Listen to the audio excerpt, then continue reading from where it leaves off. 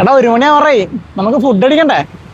ഞാനും നിന്നോട് പറയാതിരിക്കായിരുന്നു, എനിക്ക് വിശക്കണ്ടേ. ഞാൻ ഇവിടെ കിഡിലെ ലൊക്കേഷൻ കണ്ടുപിടിച്ചിട്ടുണ്ട്, നമുക്ക് ഇന്ന് അവിടെ പോയിട്ട് ഫുഡ് കഴിക്കാം. വാ.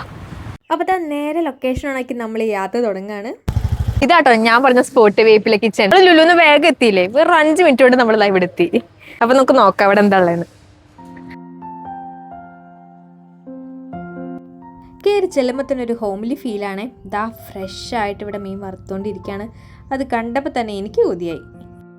ഇവിടെ നമ്മുടെ ആവശ്യാനുസരണം ലൈവായിട്ട് അവർ വറുത്ത് തരാണ് ചെയ്യുന്നത്. ഇതൊക്കെ വറുക്കാൻ വേണ്ടി മസാലയൊക്കെ പെറ്റി റെഡി ആയിരിക്കുന്ന മീനുകളാണ്. ഇതൊക്കെ കണ്ടപ്പോൾ തന്നെ വിശപ്പ് കൂടി നേരെ കഴിക്കാൻ കയറാണ്.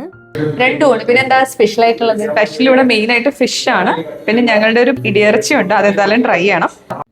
പാത്രം നിറയെ കറികൾ, മുഖത്തൊരു ചിരിയായിട്ട് നമ്മുടെ ചേച്ചി ഊണുമായിട്ടെത്തി.